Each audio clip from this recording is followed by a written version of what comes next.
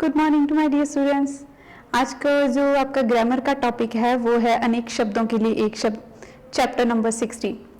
जैसे कि for example आप यहाँ पे देख रहे हैं, मैंने लिखा हुआ है जो मिठाई बनाता हो उसे कहते हैं हलवाई, और जो मांस खाता हो उसे कहते हैं मांसाहारी, जो फल सब्जी खाता हो उसे कहते हैं शाकाहारी।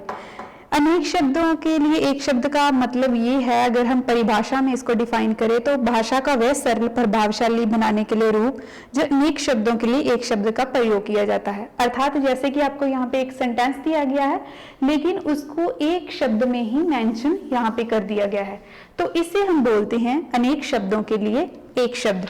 इसका जैसे कि आप पे पेज नंबर 72 है वो आप यहाँ पे लर्न करेंगे।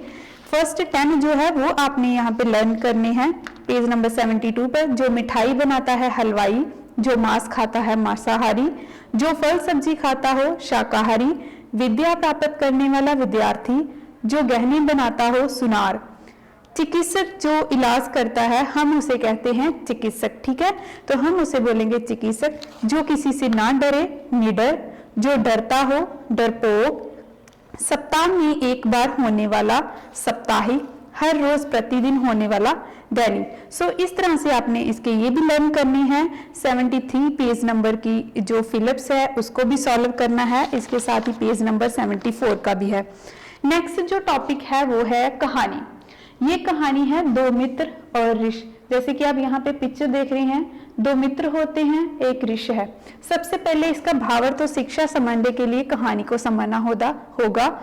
एक बार क्या होता है, दो बहुत ही अच्छे मित्र होते हैं, वो दोनों एक दूसरे का साथ देते हैं।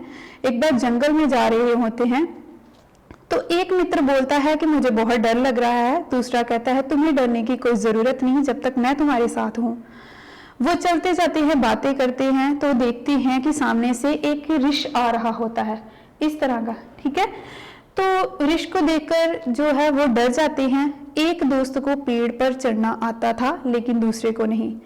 एक जो दोस्त होता है जो कह रहा था कि तुम्हें डरने की जरूरत नहीं, वो जल्दी से ऋषि को देखकर भागकर वो पेड़ पर चढ़ जाता है। उसके बाद क्या होता है कि दूसरा जो होता है वो डर जाता है, सोचता है कि अब मैं क्या करूं, लेकिन पेड़ पर चढ़ने वाला सोचता है कि ऐसे तो ये मर जाएगा, ऋषि इसको खा जाएगा। वो जमीन पर लेट जाता है और लेटने के बाद अपनी सांस को रोक लेता है, क्योंकि उसे पता होता है कि ऋषि जो होता है वो मरे हुए इंसान को नहीं खाता, वो जीवित इंसान को खाता है। ठीक है, तो इसका अर्थ ये हुआ कि उसका दोस्त जो था वो तो खुद पर पेड़ पर चला गया लेकिन दूसरा दोस्त था वो नीचे ही रह गया। तो यहाँ पे भावार्थ हम ये लिखेंगे, उस मित्र के साथ कभी मत रहो जो विपत्ति में तुम्हारा साथ छोड़ दे। अर्थात मुसीबत के समय जो आपका साथ छोड़ देता है उस मित्र से नाता तोड़ना ही बेहतर होता है, उसके साथ मित्रता ठीक नहीं होती, क्योंकि जो पहले ही आपको मुसीबत में छोड़कर जा रहा है वो आपका साथ क्या देगा। और शिक्षा होगी, सच्चा मित्र वही जो संकट में साथ देता है। अच्छा और आपका सच्चा दोस्त वही होता है जो मुसीबत के समय में आपका साथ देता है।